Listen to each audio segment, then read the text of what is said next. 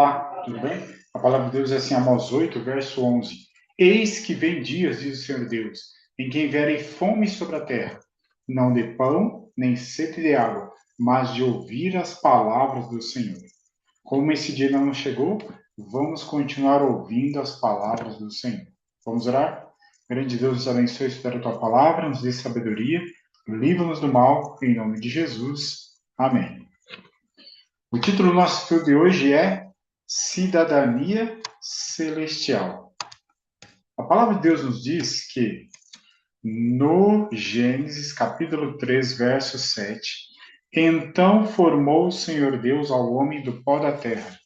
Ele soprou nas narinas o fôlego de vida, e o homem passou a ser, não ter, alma vivente. Então, pó da terra, mas fôlego de vida, igual alma. Ser alma, não ter alma.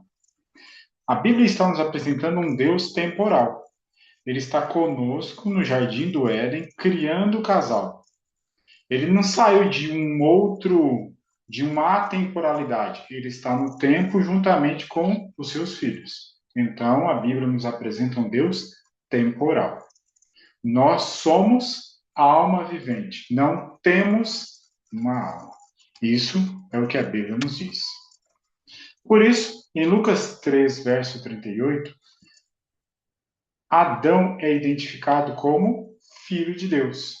Cainã, filho de Enos, Enos, filho de Sete, e este, filho de Adão, filho de Deus. Então, nós temos cidadania celestial, porque somos filhos de Deus. Somos descendentes de Adão.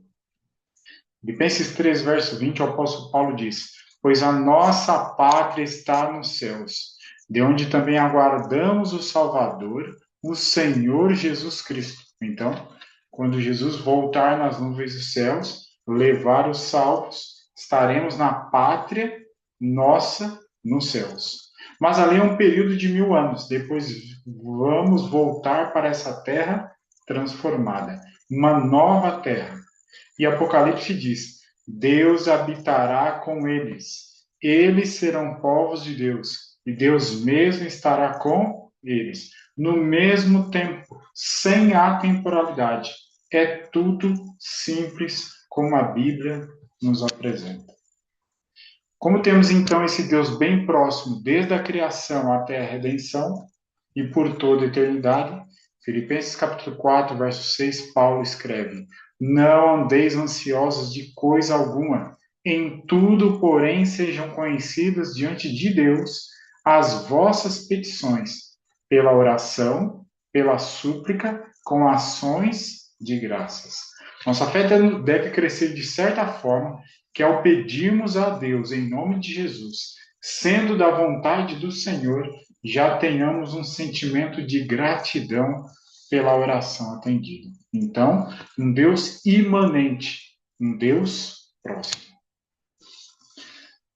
Pedro diz: lançando sobre ele toda a vossa ansiedade, porque ele tem cuidado de vós. Então, a ansiedade está relacionada à preocupação com o futuro.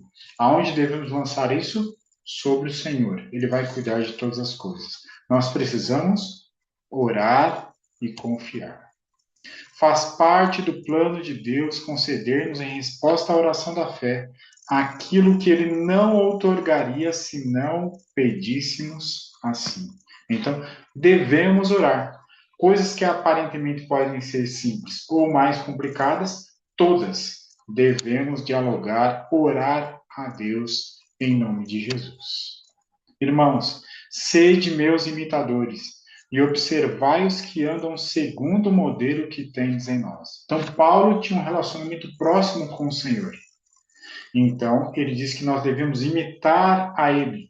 E por que isso? 1 Coríntios 11, 1, ele nos diz: sede meus imitadores, como também o quê? Eu sou de Cristo. Então, Paulo imitando a Cristo é um modelo para nós o imitarmos.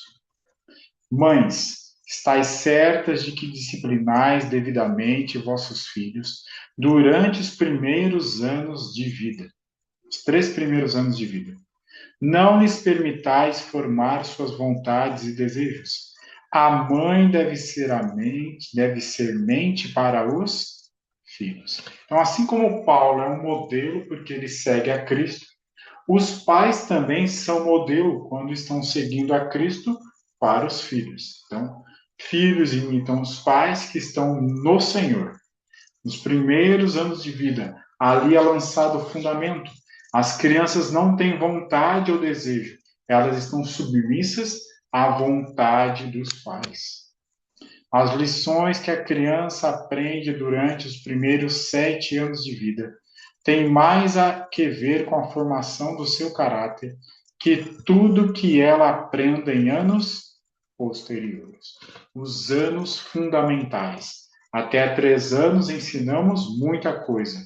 4 e 5 ensinamos. 6 e 7 ensinamos pouca coisa. Depois disso, só por um milagre. Pois muitos andam entre nós, dos quais repetidas vezes eu vos dizia e agora vos digo até chorando, que são inimigos da cruz de Cristo. O destino deles é a perdição. O Deus deles é o ventre. Só se preocupam com as coisas terrenas. Assim como temos bons exemplos e devemos imitá-los, nós também temos maus exemplos. E entre os cristãos, Paulo diz isso. E entre os cristãos que dizem seguir a Cristo, Paulo os identifica como inimigos da cruz de Cristo. Só importam com o eu, com a sua popularidade, com a sua pessoa. Muito em breve, Jesus há de se manifestar nas nuvens, e o nosso corpo de humilhação, corpo de pecado, corpo que busca a exaltação do eu, será transformado se estivermos entregues a Cristo completamente, o qual transformará o nosso corpo de humilhação para ser igual ao corpo da sua glória. Corpo, matéria, por toda a eternidade. Glorificado, sem defeito. O último inimigo a ser destruído é a morte. E Cristo há de vencer, porque ele já venceu na ressurreição que aconteceu no terceiro dia. No momento, no abrir e fechar de olhos, ao ressoar da última trombeta, a trombeta soará, os mortos ressuscitarão incorruptíveis, e nós seremos transformados. Então, a esperança é a ressurreição. Finalmente, irmãos, Paulo agora vai falar sobre o fundamento de todas as coisas. Finalmente, irmãos, tudo que é verdadeiro, tudo que é respeitável, tudo que é justo, tudo que é puro, tudo que é amável, tudo que é de boa fama, se alguma virtude há e se algum louvor existe, seja isso o que ocupe o vosso pensamento. Por que Paulo está falando do pensamento? Porque o pensamento repetido geram ações. Ações repetidas geram hábitos. Hábitos repetidos formam o nosso caráter. Então devemos estar expostos a coisas que são virtuosas e de louvor a Deus, verdadeiras, respeitáveis, justas, puras, amáveis, de boa fama. Então está diante do televisor, está diante da internet, deve preencher essas virtudes. Digo isto não por causa da pobreza, porque aprendi a viver contente em toda e qualquer situação. Então, enquanto a propaganda nos estimula a sempre ter a falta de algo, a Bíblia nos diz que nós devemos nos contentar. Lembra do mandamento? Não cobiçarás. Esse é o conflito. Aumentar a cobiça e do lado de Deus ele diz: contente-se com o que você tem. E o meu Deus, segundo a sua riqueza em glória, há de suprir em Cristo Jesus cada uma de vossas necessidades. Não existe um tropeço que ele não possa remover, nenhuma treva que não possa afastar, fraqueza alguma que seja incapaz de transformar em poder, nenhum temor que não possa acalmar. Não devemos olhar a nós mesmos. Quanto mais demorarmos o pensamento em nossas imperfeições, nossas imperfeições, tanto menos força teremos para vencê-las. Então devemos manter o nosso olhar em Cristo, na palavra de Cristo. E dessa forma nos contentar e estarmos cada vez mais preparados para a volta de Jesus que se aproxima. É dessa forma que Paulo encerra a carta aos Filipenses. A partir da próxima semana, vamos orar a carta aos Colossenses. Vamos orar? Grande Deus, muito obrigado pela tua palavra. Ajuda-nos a aplicar o conhecimento que temos aprendido a cada semana e levar esse conhecimento a mais pessoas. Nós oramos em nome de Jesus. Amém.